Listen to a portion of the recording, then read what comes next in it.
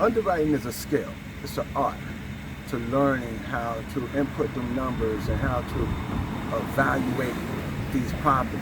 If you would like to learn how to underwrite properties like this or properties like that, then come and join my coaching program. My contact information will be All below. right, so it is 11 o'clock. Let's get started.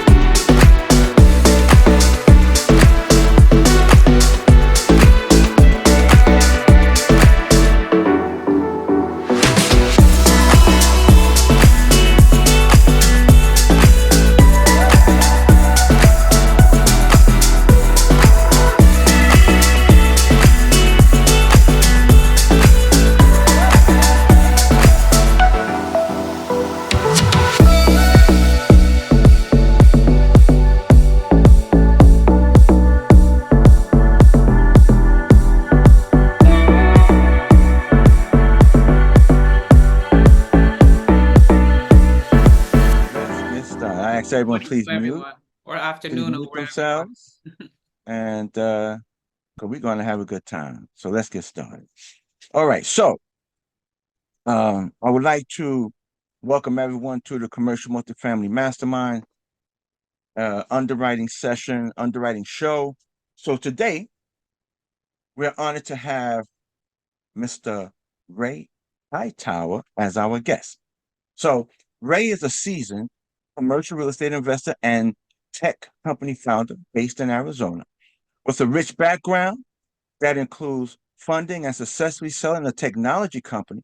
Ray now leads Bridgetown Partners, specializing in acquiring multifamily properties across Arizona, Tennessee, and Texas.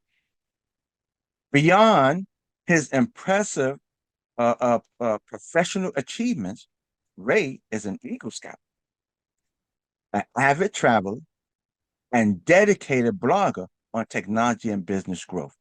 So join us, join me as we delve into Ray's extensive expertise in underwriting and multifamily investment. Ray, thank you for coming to the Commercial Multifamily Mastermind Underwriting Show. We are glad to have you. I read a little bit of your bio. Is there anything that you would like to add to the bio? Because I know I didn't read everything.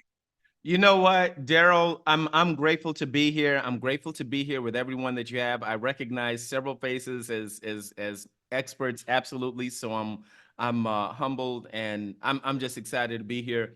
You made me sound better than I am, so you've given me a really high bar to try to live up to. So thanks, man, and I appreciate the invitation, and I appreciate all the people that you have here. So it's wonderful. No problem. No problem.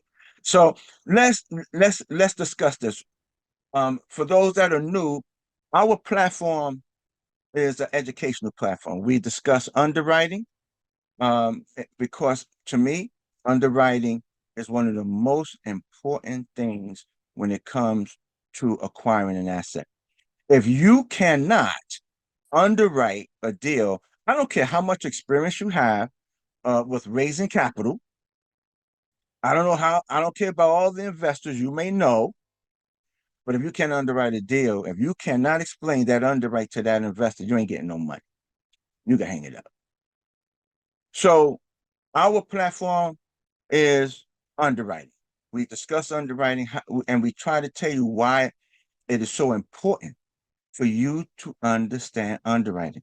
No, you don't need to go deep into the weeds, but you need to be able to explain at least the basic foundation of underwriting. Okay. So, Ray, what Yes, sir. is your philosophy on underwriting? And has it evolved any? Oh, yeah. In the time that I've been in the business, it has evolved. Really, my philosophy on underwriting, I can sum it up in one sentence. And the way I sum it up is this: underwriting is answering this one question: how do I take this piece of real estate and turn it into a business that makes money? That's how I would sum it up. And then we can drill down into it. And I agree with a lot of what you said. Underwriting, it's foundational. There's other skills that you need. You need capital raising skills. You need asset management skills, and you need acquisition skills. Those are the three legs of the tripod of what we do: acquisitions, capital raising, and asset management. At the same time, underwriting touches all three of those. Many times we think of underwriting on the acquisition side, but if you like, we can talk about how underwriting touches all of the other aspects, all three aspects of what we're doing as investors. Fantastic. So let's start right there. Yes. Because you said the three aspects. Yes. Let's break down those three aspects. Let's start with number one. Okay. Acquisitions. We're going out Yes. to buy a deal. We're going out to buy a deal. We're just like you're going to the grocery store, you're shopping for items at the grocery store, you're looking at what you want to get, and you're also doing some price comparison as you're doing it. And that's what we're doing. We are the shoppers out in the marketplace. The reason we underwrite well is because we want to know what's a sensible price to pay for this property. At the same time, underwriting underlies. I love what you said about how underwriting is involved with everything, and you need to know it because it touches everything. Underwriting tells us what we're going to pay for this. And it's not going to be a single number, because it's always going to be a number that depends on certain assumptions. It's going to be, we are willing to pay this price if real estate taxes are at this level, and if real estate taxes do not increase above a certain level, if I can get insurance at a certain level, if I am able to achieve rent bumps in the area at this level, if I am able to make improvements and keep my improvement budget under a certain level. So it's like a Rubik's Cube. Every time you turn one side of that Rubik's Cube, you're affecting the other sides of it. And you know, with just 3 or 4 twists of a Rubik's Cube, you can totally scramble it up. But then with 3 or 4 twists, you can solve it as well. The question is, which 3 or 4 twists? There's a challenge in there. You know something? I like the way you put that. You use the Rubik's Cube, and you're right. That Rubik's Cube, uh, it could jack you up. A lot of people, when they do their underwriting, and I've heard before, you know, you can make the underwriting look as, you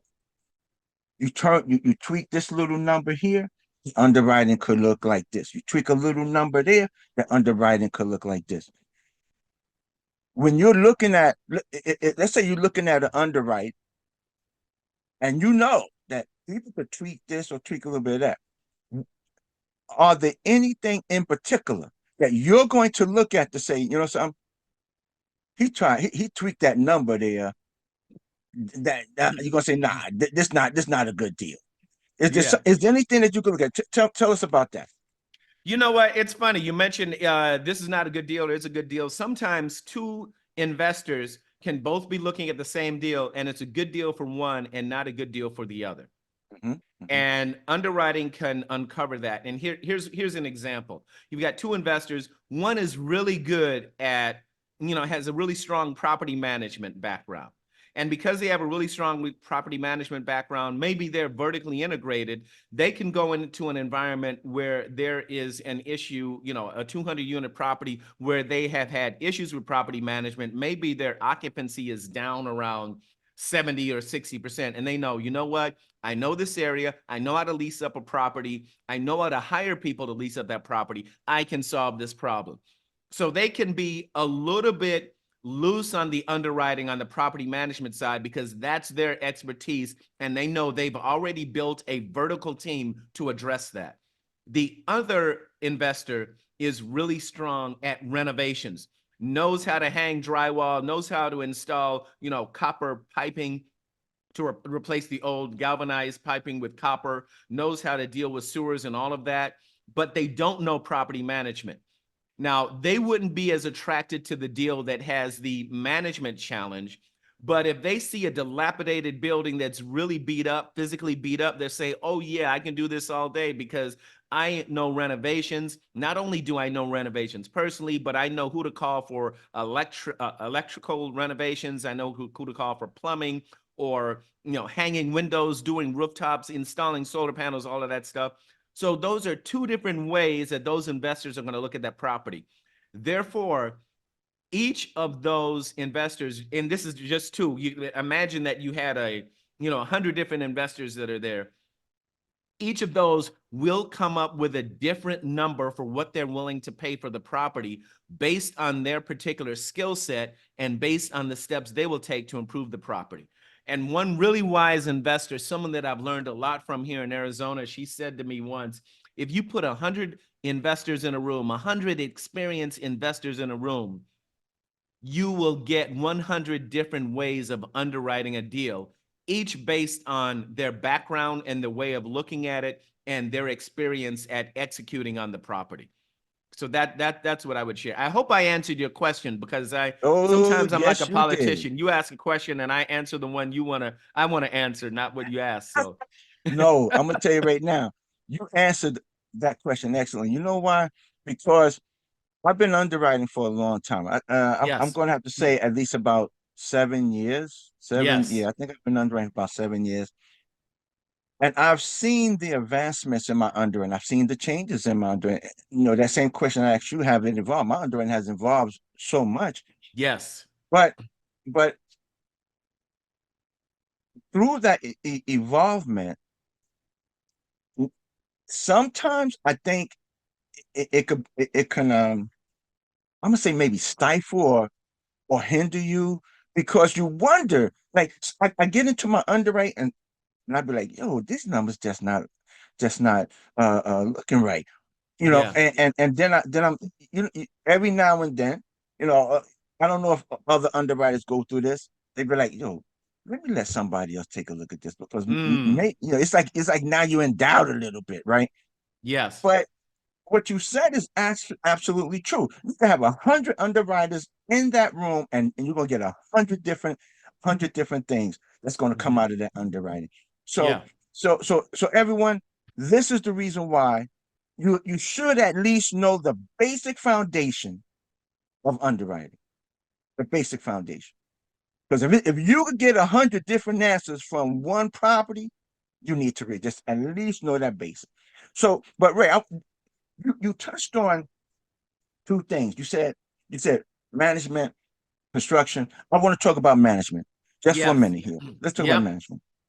When I do my underwrite, I like to have PM review my underwrite. Basically, the market, that is, do you see uh that I could raise the risk? Because if I'm projecting this, because I'm pulling my data from CoStar, Prexy, all these different hmm sources, I'm looking at my expense ratio and everything, and I'm asking them, if if a person cannot find a good property manager to look at the underwrite, what would you suggest to them before they submit that LOI? Because I don't like to submit my LOI if I can't have it at least looked at by a property manager. Yeah, yeah.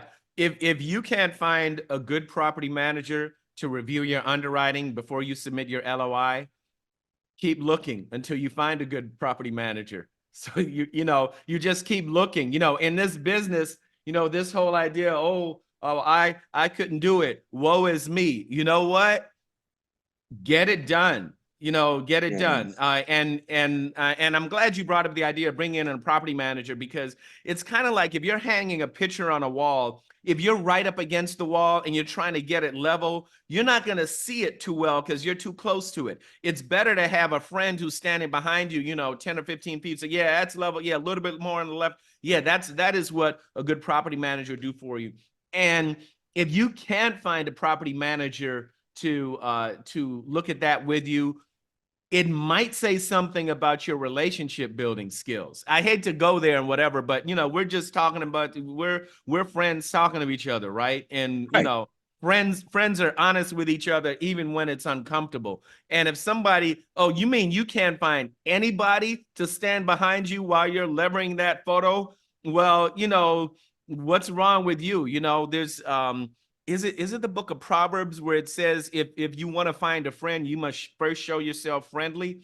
You have to build friendships and build relationships and figure out what are you offering to them that they value so that they can offer to you and you value. And it's not quite transactional. It's a little bit transactional in the beginning, but you got to be doing something of value for other people in the world so that they want to do something of value for you. And that includes finding property managers who can help you look at your underwriting. And that touches everything. You talked about it with respect to property managers, but that would apply to lenders or construction companies, roofing companies, electronic contract, whatever, Right. So I applaud you for what you said. Yeah, you absolutely want to get a property manager to do it. And then you know what? You want to make sure you don't abuse that too. You don't want to have a property manager to look at a deep underwriting on every deal that you're just casually thinking about. Right. That's a key thing. So you want to make sure you've done your homework already. And when you approach a property manager, it's not like, say, here's all the numbers, do my homework for me and Right. give it back to me, and so I can do whatever. You want to have done your homework first. In fact, you want to have already gone through underwriting yourself. So when you're approaching the property manager, you're asking specific actionable questions. For example, the example you brought up. Hey, I'm doing some underwriting on this. Do you think I can bump rent to $100 a month if I put washers and dryers in these units? That is a specific actionable question that they can help you with. And it doesn't take them a whole lot of time because they've built up their expertise. You're asking them a question you might not know the answer to because you're an operator doing other deals, but because they're in that specific market, you're Right. asking them a specific actionable question in such a way that they can give you high value without spending a whole lot of time on their end. So yeah, when you're getting it, you're not saying, hey, here's my Excel spreadsheet in a model that you may or may not be familiar, because you and I know there's how many underwriting models out there. Yeah, There's so a whole many of them, bunch. right? A whole Yeah. bunch of them. So you don't want to have to ask them to learn your model, but rather be at the point where you can ask, hey, can I bump rent to $100 a month if I put washers and dryers in these units? Or do I need to have a communal washers and dryer unit here?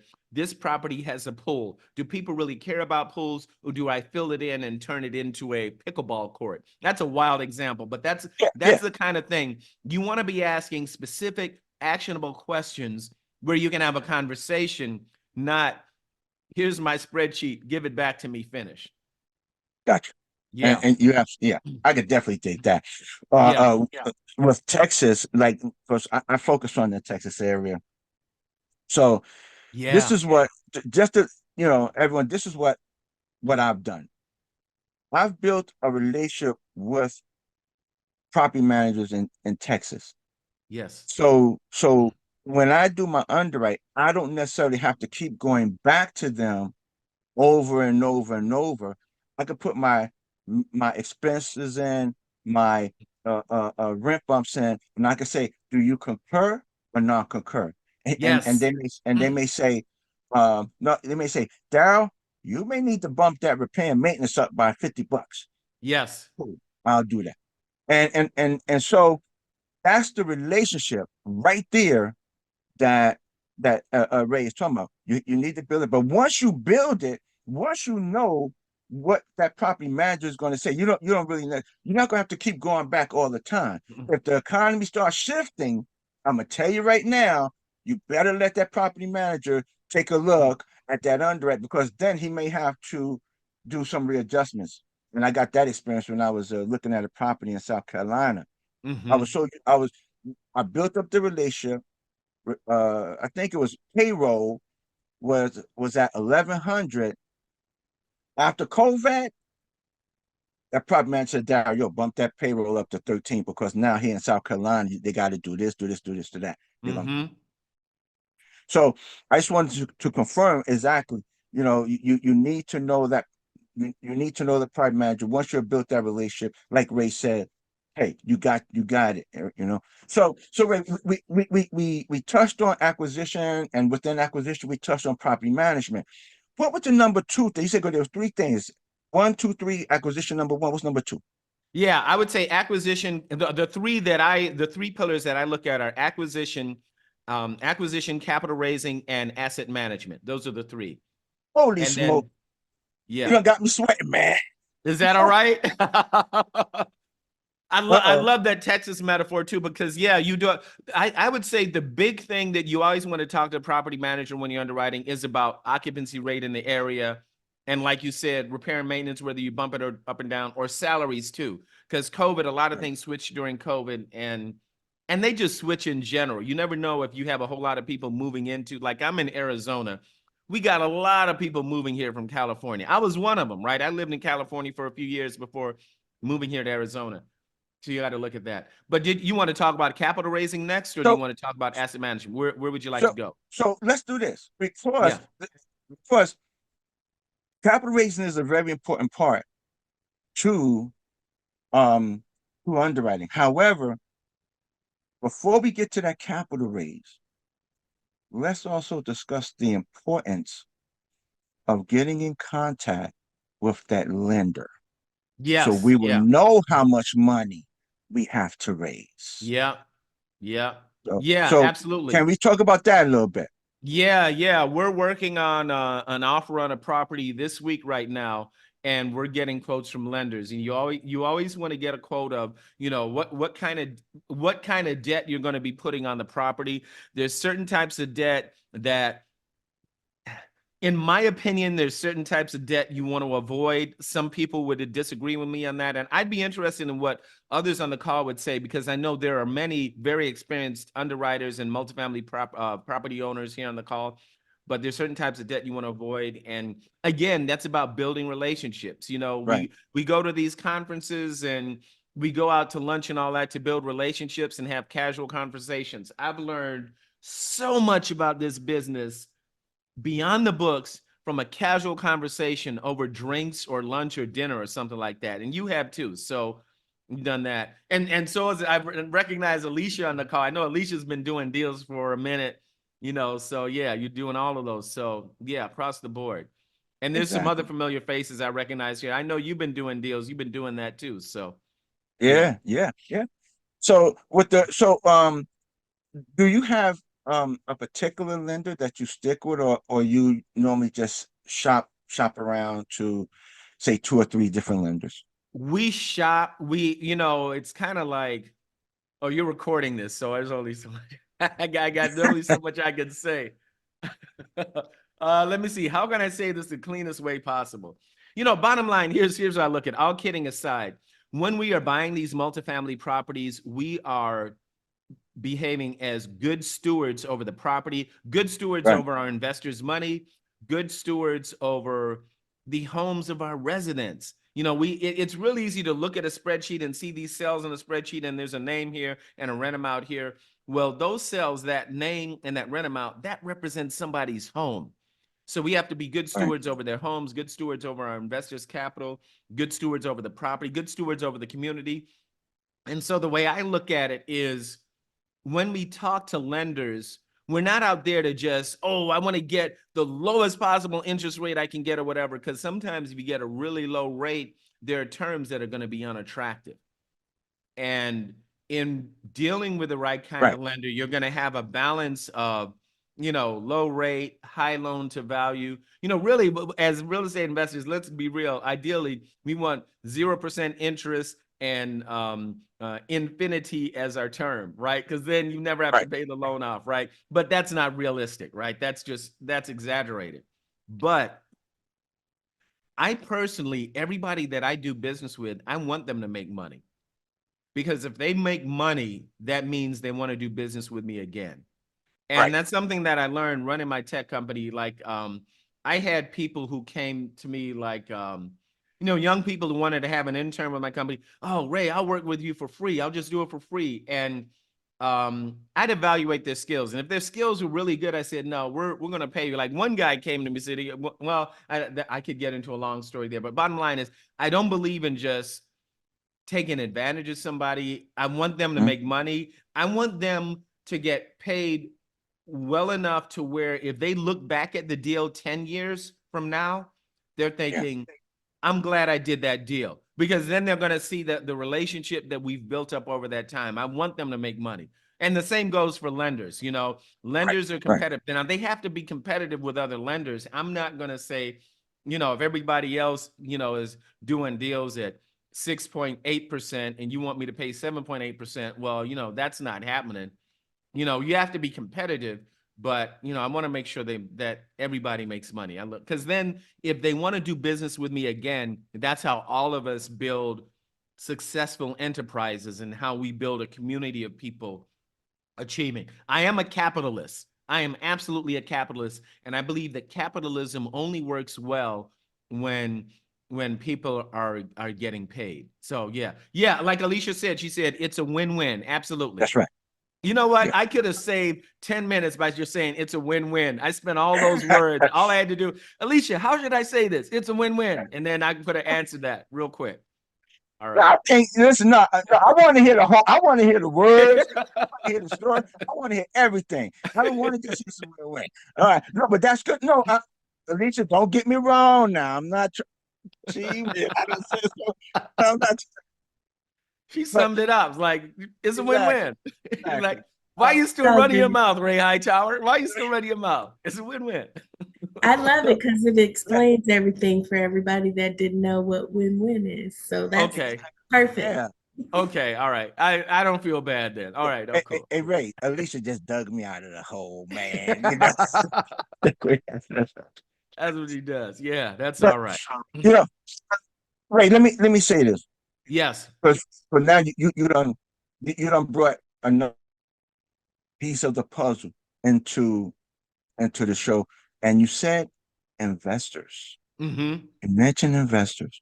Yes. When you're doing your underwriting, what metrics are you looking at, and that you're wanting to achieve for your investors? Ooh, yeah.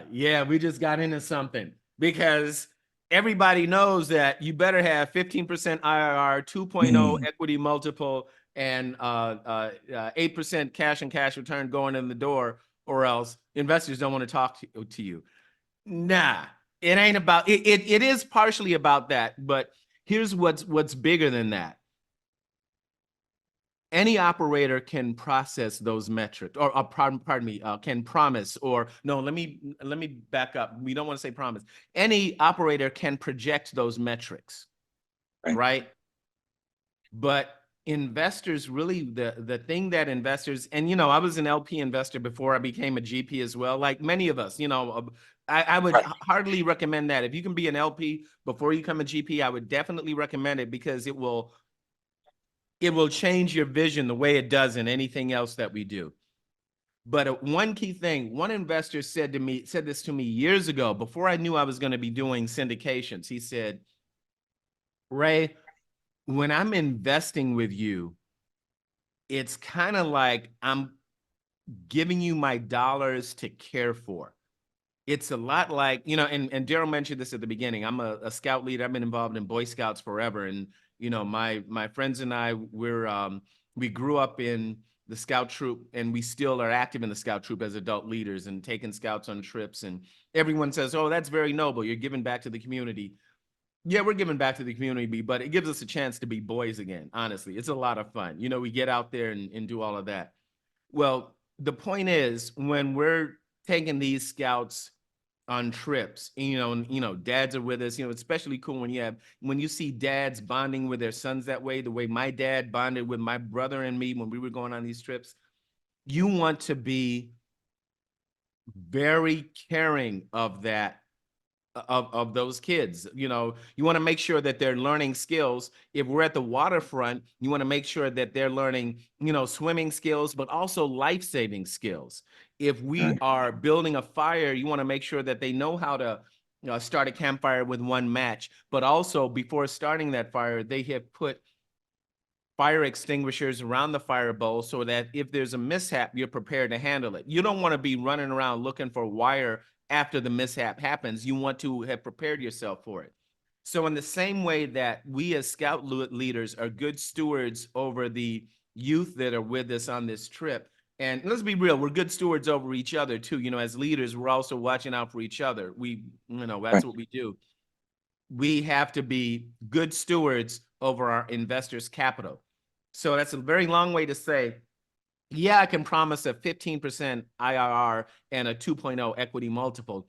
But what's more important is making sure that you're providing capital preservation, making sure that capital doesn't evaporate. Let me put a pin in that because I want to talk about some ways that capital can evaporate in these deals.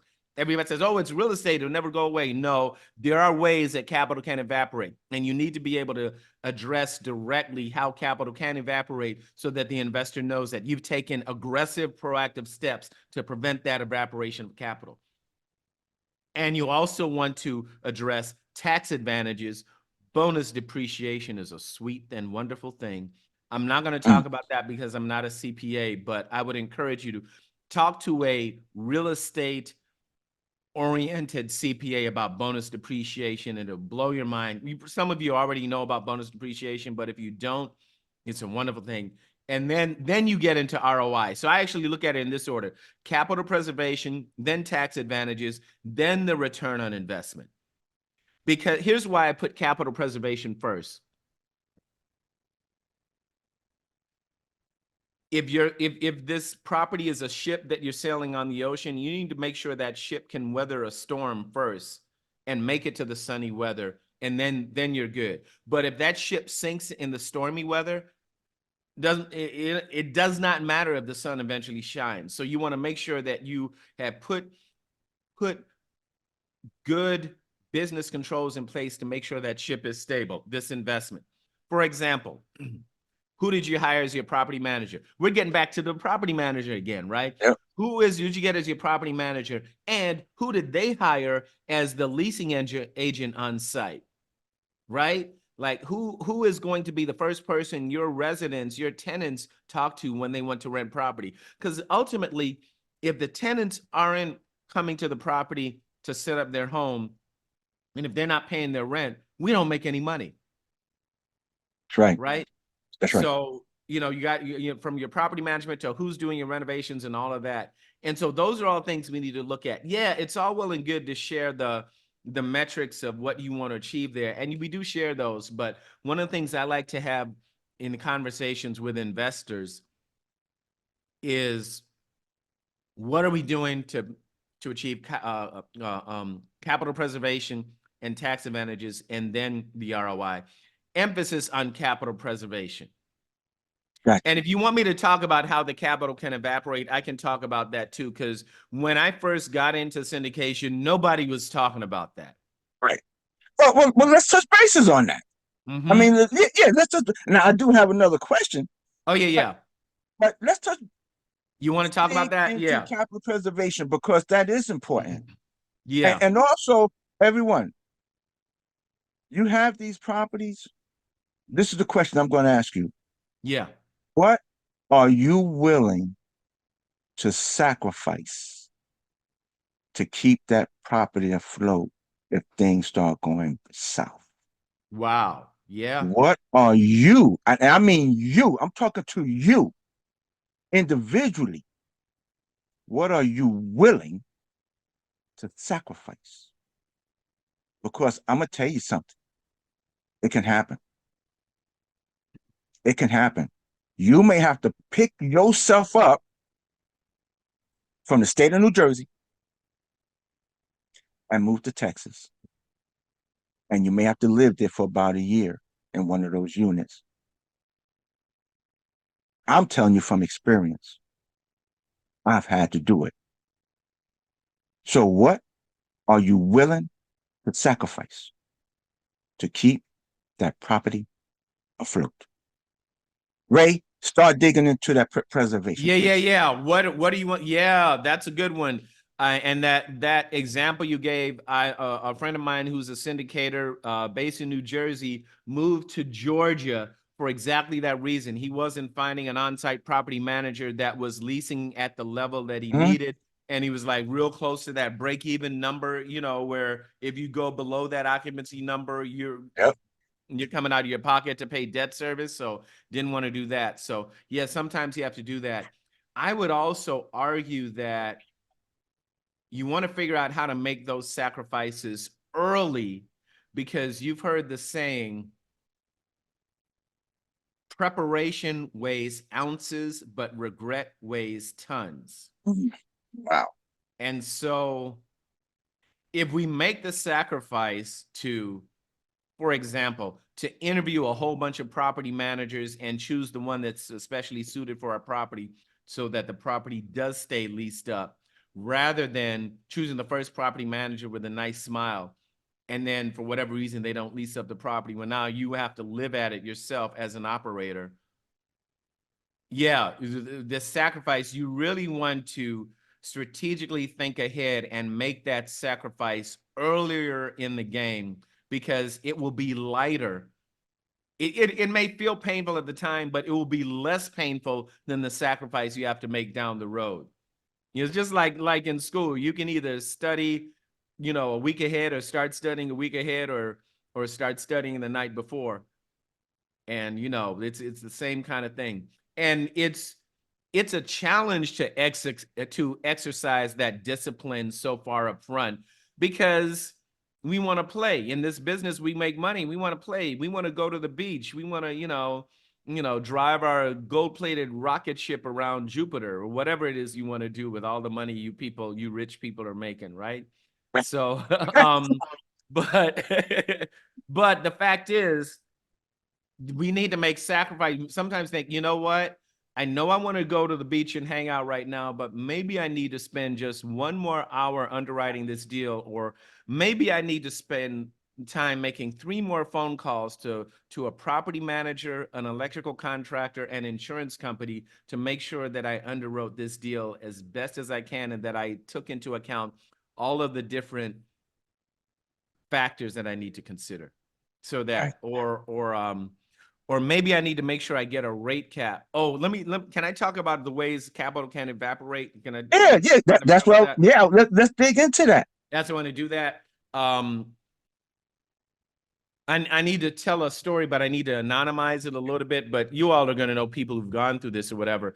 I know a very, very experienced and savvy operator that is upside down in multiple properties right now, because that operator did not buy rate caps on the loans that they had. And what they did, and then I should back up. The kind of loan that they got for the property was a bridge loan. And a bridge loan, remember I said there's certain kinds of loans I would avoid if I'm, buying a property. That's one of them. There's a way to use a bridge loan and still make money on the property. But I look at debt, or particularly bridge loans, I look at debt as like a sharp knife. And if you're a chef, you want the sharpest knife possible, because you know how to slice up those vegetables and the meats and all that stuff. You know how to do that. But a sharp knife in the hand of a 2-year-old is a disaster. And you got that right. In the hands of somebody who has proper training, and the training isn't enough, because the person I'm thinking about, this operator team I'm thinking about, they are very experienced, and they got caught up in this. They use this sharp knife, this bridge loan, and if you get a bridge loan, what you're getting is a very low interest rate, or you're getting a really high loan to value and a low interest rate, so you can go in, do your renovations, and get out quick.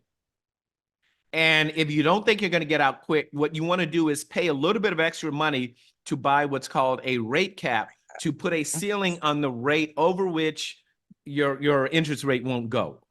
That's a very awkward sentence, but I think you get it. I'm a little bit worked up from this, because I really care about this operator. I wanted them to really succeed. Anyway, did not buy a rate cap. Experienced operator did not buy a rate cap. And I was in a meeting with them, a Zoom meeting with them, where they said, well, we thought it was the lawyer's job to get it, or we thought it was one of the other operators' job to do it. Everybody was pointing fingers about which member of the team was supposed to buy this rate cap. Bottom line, the rate cap was not purchased. Here's how serious of a mistake that was. If they had bought the rate cap back in, 4 or 5 years ago when they bought the property, would have cost them about $25,000. You try to buy the rate cap in 2024, it's $2 million. Yeah, you already knew. I saw from the look on your face, you already knew where it was going. $25,000 versus $2 million. And why the difference? Because that's just the way the capital markets went. And if you bought that rate cap, if you had done the sacrifice, using Darryl's word again, if you had made that sacrifice up front, spent a few more minutes reviewing our checklist to make sure we got that rate cap in place, they wouldn't be upside down in their property. So as a result, there's some really attractive properties that I'm aware of here in the United States of America where I'll give you one example. One property was they purchased it for $50 million and had like a $40 million loan on it. It was a little high, like 42, $43 million loan on it. And, the rest of that was equity where limited partners put in equity, buy the property, and you lease it up and you do all the things that we as operators do. That property went back into the bank, and that bank, sold that property for in the mid-30s. Wow. So let's do the math here real quick, right? Property was originally purchased at, $50 million. There's a $42 million loan on it, so $8 million of equity in there, what have you, right? And really fat loan to value on that, because that was what kind of loan that was purchased. Purchased by the next owner at $35 million. The bank wrote down a whole lot of money. They lost a lot of money from that original loan amount down to what they sold it. What happened to the limited partners? How much money did the limited partners get out of that deal? That's Zero. right, Richard. Richard put up a big zero. Zero. Absolutely. They lost their money. Absolutely. Yeah. And it's a big lesson, because and you know what, Richard, from your response, I bet you know several operators who've gone through that. I bet you know several. Oh, you just took it off mute. I know a couple of properties going back, yeah. Yeah, yeah. Now, the good news, because there's always good news, right? The good news is that we as operators, we can be on the other side of that, buying that property at that $35 million, right? Yeah. But you better believe, you better underwrite that property right and know that you can get the tenants in there and achieve the occupancy that you need to achieve, and make sure you get some good debt on there, not a bridge loan, because, fool me once, shame on you, fool me twice, shame on me. Bridge loans have their place. I believe that bridge loans have their place. I personally have not seen a deal where I would feel comfortable taking on a bridge loan, because when an investor invests with me, that's like I'm taking those scouts on that camping trip. I'm not going to say, oh, well, I got back 80% of the scouts, and yeah, a few of them drowned, but I got back most of them. No, you get people's money back, because it's we as operators, we have to be good stewards over their money. Yeah. So I know you asked a question. I did the politician thing again. I answered the question I wanted to answer instead of the one. I don't know if I answered your question. No. This was excellent, man. I'm sorry, but this was excellent. This is fantastic. The one thing that I'm going to add to that, a good operator,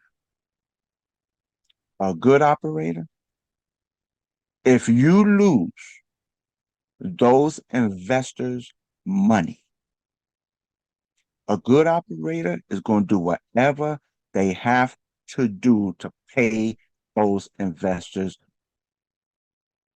Whether you got to get a night job, you got to drive for Uber, you got to drive for DoorDash, you got.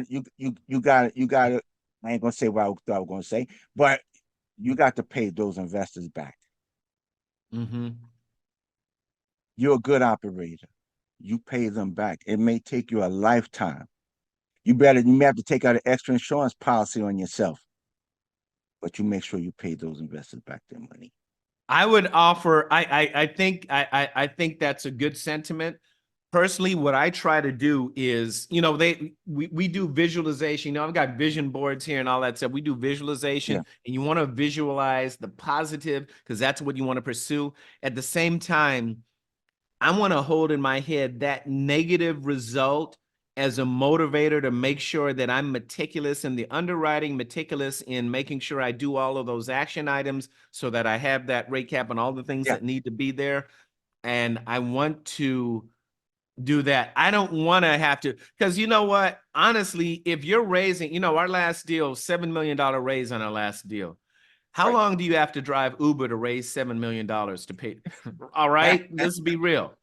That's not going to happen, right? So what we need to do is make sure we feel that pain on the front end to ensure we avoid that cliff. And at the same time, we got to balance it. As entrepreneurs and operators, we still need to take risks. There are risks we need to take, but I would argue that our risks need to be calculated risk in that it looks risky to everybody else, but because we've done our homework, because we've been meticulous in hiring the right property manager, hiring the right contractors, partnering with the right fellow GPs, because we've been meticulous in those things, we don't end up upside down like that. So that's what I prefer to do. And the reason I share that lesson with that other operator, that was an experienced operator group that went through that example that I shared with you, and they're upside down. Marcus asked for other examples. What I would suggest, Marcus, there's another example of an operator in Houston, Texas, who had 3,200 or 3,400 units, maybe 3,000 something units, who went upside down because of issues with everything went wrong. Everything from extremely high loan to value to issues with occupancy that went below where it needed to be, below the break-even point, to probably some things that I'm not aware of. But it was written up on the internet and in a bunch of the trade journals for our industry. So I would look at that. And Houston is where that operator was based. But every state of the union has dealt with this, and there have been a lot of experienced operators who dealt with that.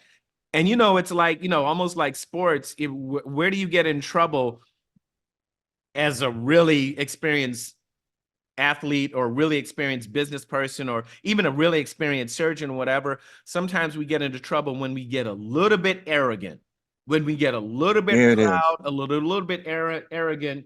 Why does it say in the Bible, pride cometh before a fall? Hey, Ray, how about this one? Yeah. You got a little bit too comfortable playing with that sharpened knife. Yes. Right. Yeah. Right on target. Yes. Absolutely. Yeah. Now, Ray, you have another meeting to go to? Let me look at my calendar. I do. Yeah, I do. After this, man, I'm having a good time. But I do. I gotta be on time. I actually show up a little bit early, but yeah. All right, but so yeah, let we me can do talk. this. Yeah.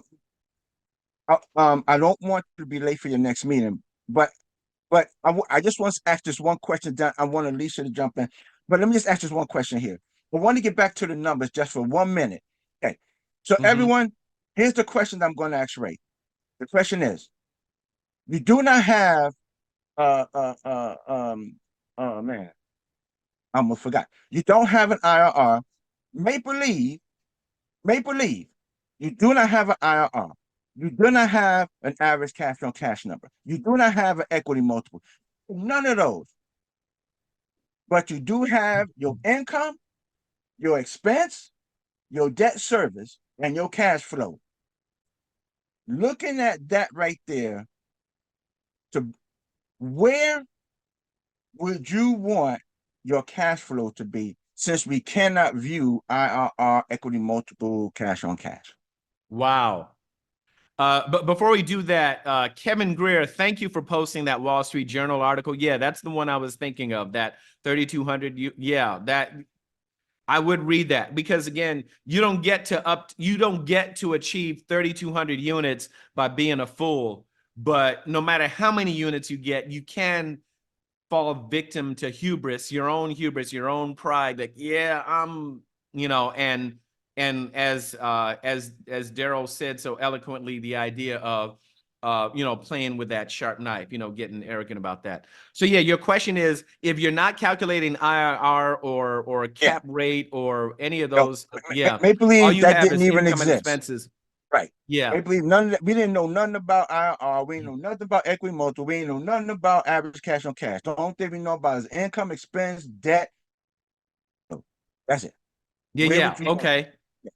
So you're saying, what do you do? How do you analyze the property, or how do you evaluate it? Is there a specific cash flow that you would want to see to know that that deal is a good deal? Yeah, absolutely. And I hesitate to say good deal, but I would say a deal that I might want to investigate more. I need to know that when I've considered all of those numbers, that my income is sufficient to cover my debt service and all of my expenses, and truly all of my expenses. I also want to know that I've got sufficient reserves so that if something blows up, I can deal with that major repair. For example, if this is a boiler chiller building, do I have sufficient reserves to write a check and cover that boiler or that chiller? Am I covering my insurance? Do I have a good enough insurance policy, not just a policy to cover to cover whatever disasters happen on the property, fire or hail or whatever that happens there, but also an umbrella policy to cover slip and falls. Sometimes if somebody slips and falls on the property, legitimately or illegitimately, if you know what I mean, I want to make sure that I have sufficient insurance to cover that. And you want to make sure that you've covered all of those things. Now, what number do you want to use? Here's what I would look at. And I think about this like when years ago, I did brokerage in Chicago when I was in my 20s, and I got to meet a bunch of these guys who had been janitors, but they bought these multifamily properties under land contracts, and they weren't doing spreadsheets or whatever. This was in the late 80s, early 90s, and I was one of the first doing spreadsheets there. I was using Lotus 123 back then, before Excel. And one of the things these guys would look at is, how much money am I making relative to the other places where I could place my money? Really, it's an evaluation.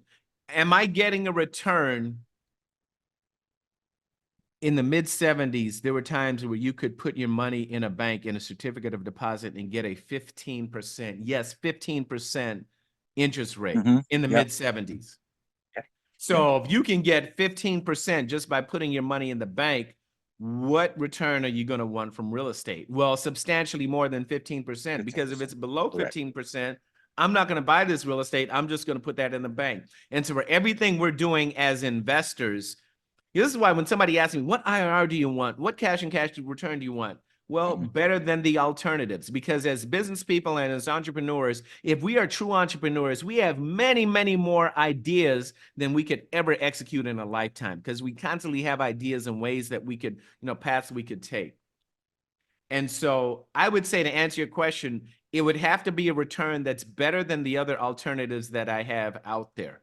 That's the key thing that I would need to see. It has to be better than the alternatives with a cushion and a buffer. It can't just be 16% when the alternatives are 15%, and, better than the alternatives. And I would also want to see, what are the things that I can do? What are the levers that I can pull to increase that return? For example, if I make improvements to the units, can I bump the rents by $100 or $200 or $300 a month?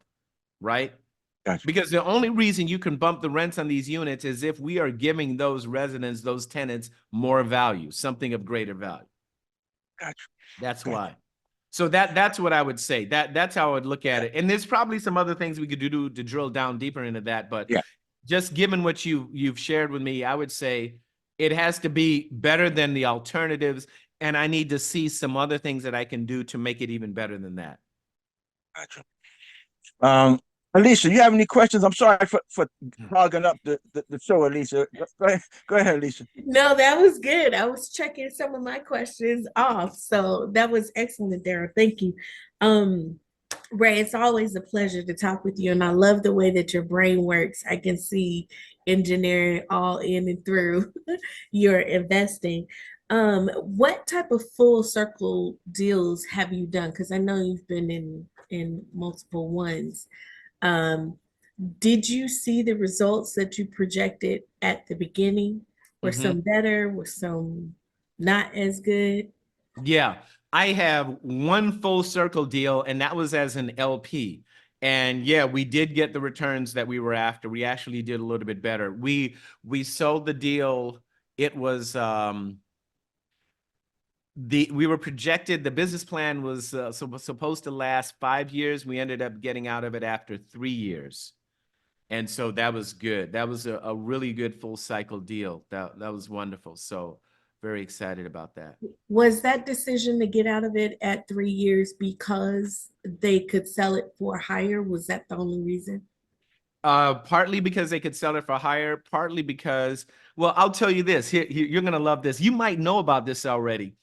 That full cycle LP deal, I also put together a team to be the GP on the other side. So on that deal, I got paid on both sides. I got paid at the closing table for being an LP because I was an LP on the deal in 2021.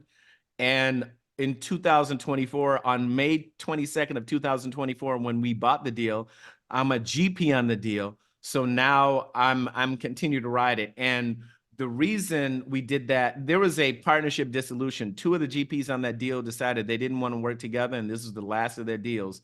And so they were willing to part with it at well, it had been under contract at one point at 19 million. We closed at 13.6. Wow. All right. And the reason it worked is on the LP side, when we bought it in 2021, we bought it for 8. And there's a story behind that. We're running out of time. There's a big story behind that. Yeah. If we go to lunch or dinner or whatever, I'll tell you the whole story, but bought it at 8. So it went from 8 to 13.6. So the LPs, I was one of the LPs on that. We made some good money on that. We achieved the projected returns that we wanted to get and then some, did really well. And then we bought at 13.6. My partners and I on the GP side, we bought at 13.6. And when it had been on the market or under contract at 19. And there's all kinds of reasons why we were able to do that. Some people were afraid, oh, wow, big discount. Why is that? You know, everybody's suspicious when there's a big discount. I happen to know that there was a partnership dissolution going on. And that is a big factor. As you know, anytime, you know, that's one thing. Yeah, it's all well and good to know underwriting. You got to know the humans too. Yes. That's it. Yeah. You got to know the humans. So it's an underwriting and know the humans. And in this case, we were able to get an excellent deal because of the human motivation. And the brokers are sending us deals now, and we're saying, oh, we want to pay this. And they're saying, Ray, you're just spoiled because of that deal you just did in Tucson. You're just spoiled. And I said, yeah. Spoil me again. Yeah. You know, and we laugh about it, and we're all on good terms and all that stuff. But yeah. So you mentioned the trade journals, read trade journals, and I know Kevin put in one of them, which is the Wall Street Journal. What other trade journals do you recommend? I have one that's around here. I might draw on a blank on name. Is it the Mostly Phoenix? local stuff. There's Arizona Business, AZ Business that I read. There's another one that I get. Most of them I get electronically. There's a paper one that comes to me that is in another room right now. I don't want to get up and run for it. The I'm going to Phoenix do it. I'll be Business right back. Journal? I'm going to get it. It's the Phoenix Business Journal. Yeah, I gotta find this thing. He's hilarious. So the Phoenix Business Journal is like a really big newspaper for those of you that like paper. It's really big. You can get it electronically too. Oh, Ooh, Western Lester. multifamily. Oh, that's Yeah. a good one. I haven't seen that one. And Yeah. I forget how I got this. This is one of those journals where they send it to you. It's free because they want to advertise to you, but they also have articles in there about what's going on in the market and that kind of stuff. And I kind of like those stuff, you know, but it's called Western Multifamily and Affordable Housing business journal, and I forgot the name of it, but there it is. And I'm looking for a URL. If you Google it, you might find oh, here. Oh no, that's Interface Conference Group. If you Google them, you might, oh, here it is, multifamilyaffortablehousing.com is the URL for that. You might be able to subscribe. I don't recall where I subscribed to that. And then Google News, I have alerts on Google News. Me too. I'm a Yes. big user of Twitter. I know we're supposed to call it X. I call it Twitter. I'm just habit. But I get a lot of news on, and then I use something called an RSS aggregator to subscribe to a bunch of RSS feeds. So I pull in a bunch of, and there's still some tech journals that I read just because I'm still, I love that industry and all of that. So that's where I get my news from. Those are the primary sources. Wall Street Journal, I have subscribed to that before. They'll give you a deal. Oh, it's only $4 a month or whatever, some deal, and they'll get it. And then it'll go up to $40 a month. And then I cancel it because I don't want to pay $40 a month for a newspaper because I don't read it enough to get the value. So every time I cancel at 40, a few months later, they offer it to me again at 4, and then I'll subscribe. But Well, listen, Ray, it's 12:01, and I want to be. Oh, yes, I want to be conscious of your time. If somebody want to get in contact with you, how can they do it, Ray? RayHightower.com. That's my personal website. That will link you to everything that I'm doing. ROIClear.com is, business website. But if you go to any of my sites, there are links to all of them right there. This has been a lot of fun. I didn't realize we've gone an hour already, and I hope you got some value out of it. Yeah. Listen, everyone, if you missed something, don't worry. You will be notified. The recording will be on YouTube under our site, Commercial Multifamily Masterminds. Please go there, subscribe to the page. Ray, I know you got to run. I want to say thank you so much for coming and being a part of the Commercial Multifamily Mastermind, the Underwriting Show. Thank you. Thank you. Thank you. Someone asked me to hold that up again, so I just did that. Everyone, there it is. He got to go. But Ray, I want you back. I'm bringing you back on the show. Thank you so much. Bringing you back. I've had a great time. Thank you all. Thank you for everything. Thank you, Ray. Be well. Thank you. Bye-bye. All right, everyone. So I hope you had. I'm gonna tell you, I got so much out of that. Out of the interview, it was fantastic, and I hope that each and every one of you got something out of that conversation. So our next meeting, please write this down, because write this down. Our next meeting will be August 20th. August 20th at 11 o'clock. We'll have another guest speaker to interview, and the topic is always going to be underwriting. So I hope you all loved today. Learned so much and everything, but I would like to see everyone back here on the 20th. And if anyone needs help, remember I do have a coaching program. I'll be more than happy to discuss with you. The coaching program is not expensive. It's not no $5,000 coaching program, or it's not even $1,000 coaching program. It's not even a $500 coaching program. It's not even a $400 coaching. It's not even a $300 coaching program. See that? So if anyone would like to join the coaching program, and I focus on underwriting. The coaching program focuses on underwriting. Yeah, we have to touch on everything, of course, but I really like to make sure that you understand the underwriting aspect so you can present your deal to investors. And we do help you raise the capital. Okay. We help you raise the capital. So I want to thank you all for coming out today to the Commercial Multifamily Masterminds Underwriting Show. I look forward to seeing you all back here in 2 weeks. And my birthday is in 2 days. I turned 63. 63 years old. 63. Happy birthday. 63. Yeah, 63 years old. Can you imagine that? I'm like, I'm 63. 63. Well, listen, thank you. They're giving you birthday cakes. Oh, man. Thank you very much. Happy birthday. I'm there with you. Dr. Larry, you really are you? Hey, Darryl, you growing up, huh? Yep. I'm getting older. Yeah.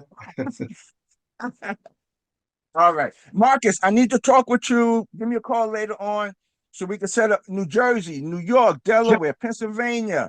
Absolutely. There was this We big are going to create set of a our soft own we're dealing with it. commercial multifamily meeting place.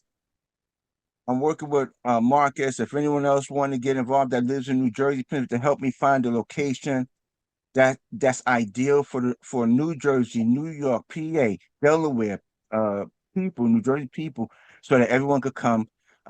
Please reach out to me because every place there are other places, but now they're starting to move either further north or they're going further south.